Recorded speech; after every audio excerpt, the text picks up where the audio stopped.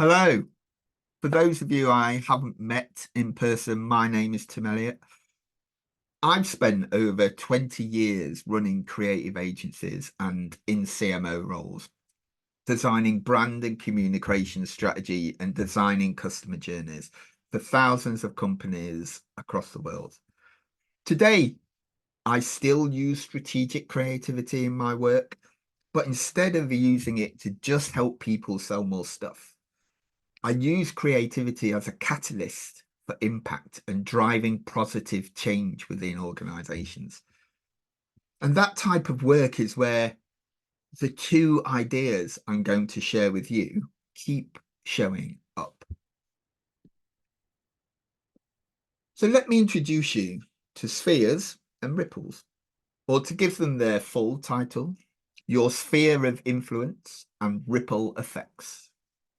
But before I do, I'd like to share a little background information to set the scene a little just before we unpack the ideas, so you have a little context.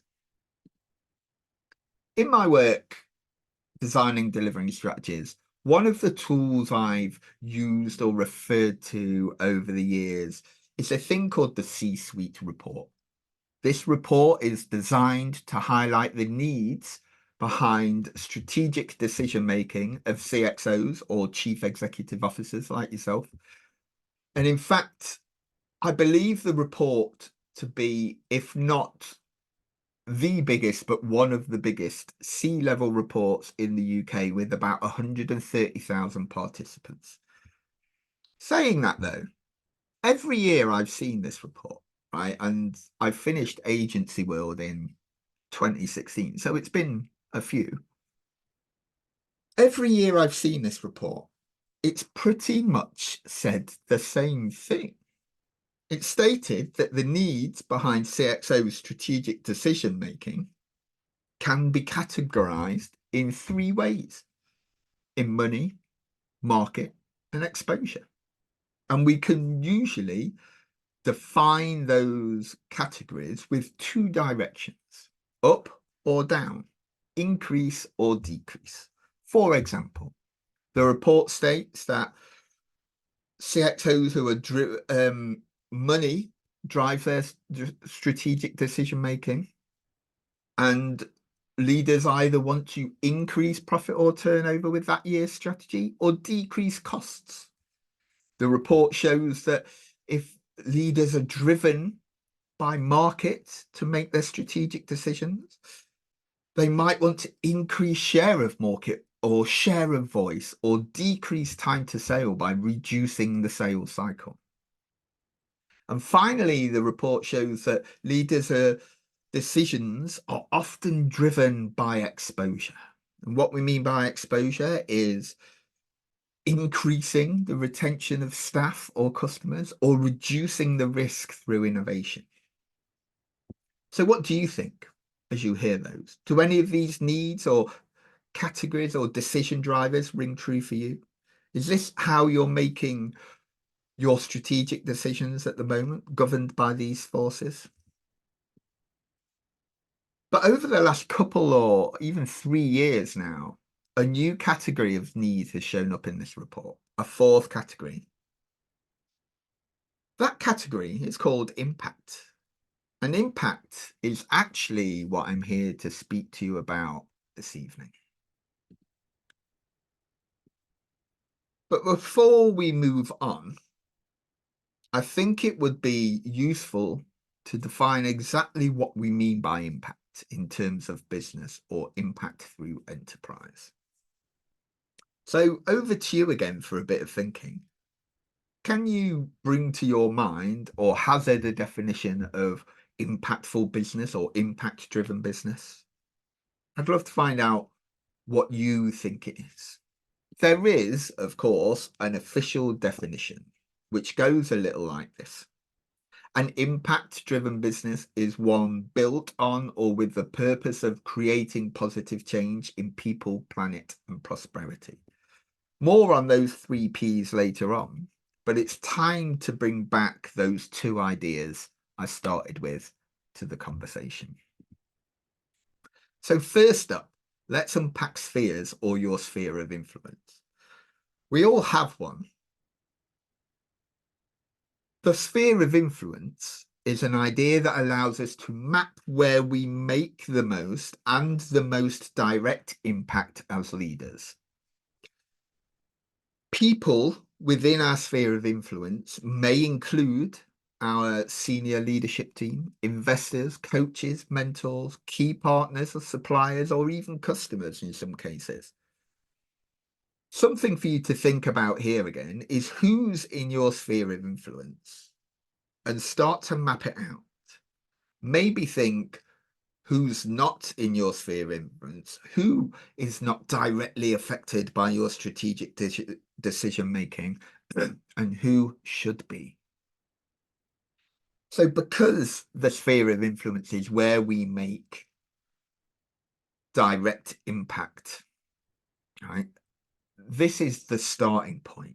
Impactful driven, meaningful organizations are grown inside out.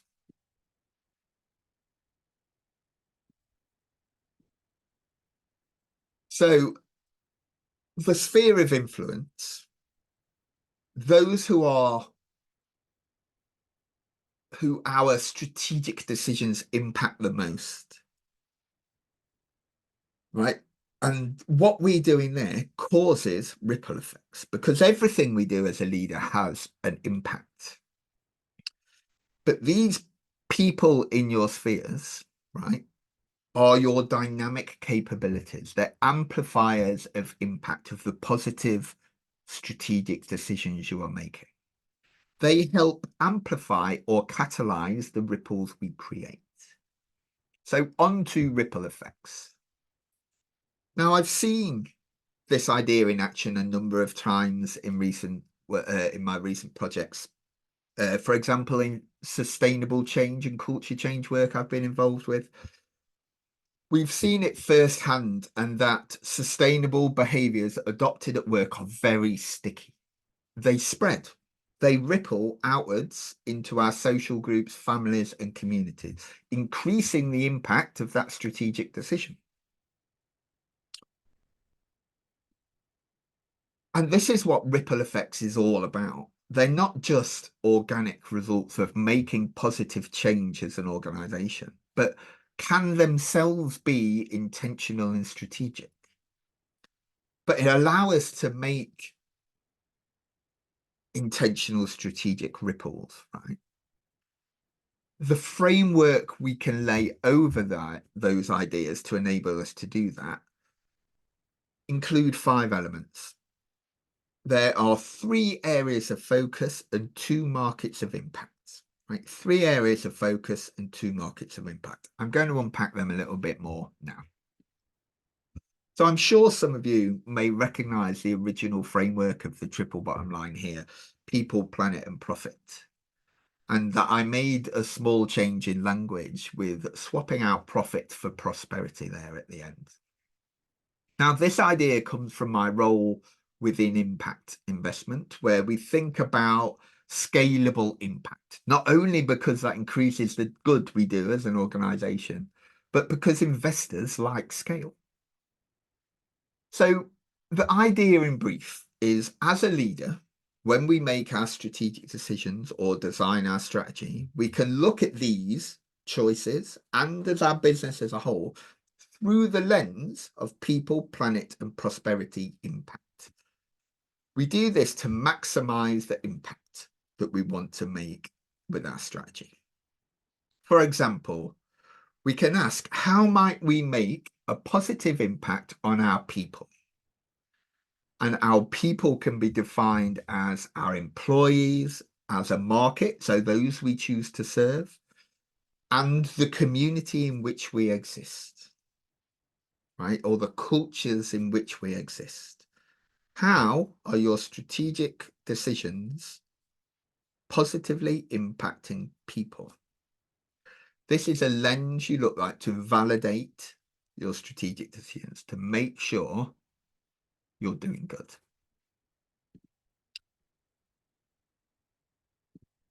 Excuse me, we've just flipped past one there. We can also ask ourselves, how might we make a positive impact on the planet? Yes, globally through our carbon emissions, but also within the environment in which we exist, right? The environment in which we operate. Do you work on site at people? Do you have customers come to you? Is it a bit of both? Like, what's the environmental impact of your strategic decisions, how you choose to run your business? Finally, is prosperity. We can ask ourselves, how much impact in terms of prosperity are we making with our strategic decisions? So I did say earlier, we changed the language here from profit to prosperity, because within the impact investment world, and because when we think about impact investment, it just a focus on solely profit can be a constraint to effectiveness. So whereas prosperity, the language of prosperity allows us to think about holistic growth. So it looks at the activity within a business ecosystem. So what actions and what behaviors and what things are going on? Because if you increase positive activity within an ecosystem, the ecosystem itself is healthier, it's more prosperous. We also look at abundance, which is the holistic growth of our business ecosystem. And yes, of course, it still involves the top and bottom line growth, because these are the fundamental, the traditional foundations which we should be good at to be able to do anything effectively as a business. But also it looks at the interesting and valuable intangible assets like brand value and reputation. And also diversity, because diversity is a superpower within organizations, and not just now, not just within our people, but within proposition too. So there's many elements of business model innovation where you can develop a points of entry strategy. Strategies are very little linear. We do this, we increase it down this line. They're very circular now. People have different points of entry into a business's ecosystem, which creates different revenue streams for you as a leader and as an organization. But diversity encompasses all of that.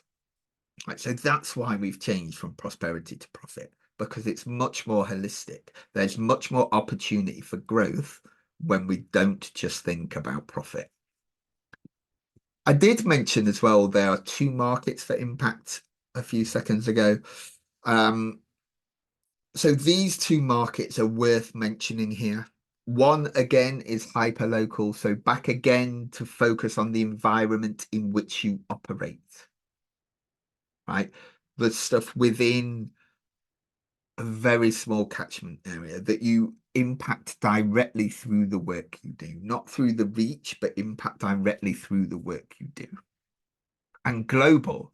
So global is really interesting, right? And when organizations create impact, we don't often think about scaling it global because we're so focused on making a positive impact in the people we can reach directly. So global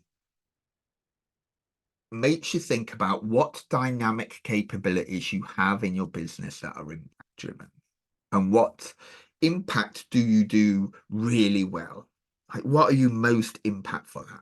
And how can that serve us to access untouched markets and unlock opportunities and scale globally that our traditional products and services don't? So there we have it. Spheres and ripples. I'd love to hear any comments or questions after you've watched this video, either on LinkedIn or wherever you see this video. But I just have a little more to share before I let you go. These two ideas are great tools when we design impact strategy as a leader, but you can design a beautiful strategy, but if you don't get people to come along with you, it's just a bunch of ideas on paper. Right? You could design a beautiful impact strategy, but the real impact is created in implementation. just like any other strategy. So with implementation in mind, I want to share 4 tools designed by a marvelous human called Nancy Duarte, which are designed to ignite change within culture and teams and organizations. Because we need this positive behaviors to be sticky. This is how we create ripple effects. There's 4 tools that you use as a leader that you build into your strategy of how this work shows up. These strategic decisions show up in our work. We have speeches. These are short statements designed to educate and inform people about the positive change we're making and why. You have stories. These are longer narratives designed to add meaning to the knowledge and information we share in our speeches. Because again, I can tell you from experience, knowledge and information alone don't change anything. Understanding does, and story drives understanding, and that drives behavior change. Then we have symbols. So how might we make this change visible, memorable, and recognizable? Think logos, slogans, phrases, all kinds of colors or distinctive brand assets, that sort of thing. And the final tool of the day, there is nothing more to remember after this one, I promise, are ceremonies. These are the behaviors and the actions we take as an organization to cement this positive change, to prove it true. It answers the question of how does it show up in our day-to-day work. So that's it. Speeches, stories, ceremonies, and symbols are the 4 tools you need to ignite positive change in your organization. And that's almost it from me, apart from one more piece of waffle. The why. I've not told you why this is important. I've not spoken about the outcome or the impact of doing this impact stuff as an organization. So again, during my work with impact investment role, we've seen in real life, right? This is a real life case study, that impact driven strategy creates supernormal profits for organizations. We've seen impact give competitive advantage, especially as buyers' decision-making processes are increasingly affected by ESG factors today. And that will just continue over the next couple of years, by the way. And we have seen impact delivered through enterprise is 10x the impact delivered through other means, right? So 10x delivered through enterprise makes more impact. So you do more good because you're an impactful organization. So the opportunity is real. And I'm sure all of you watching this video love an opportunity.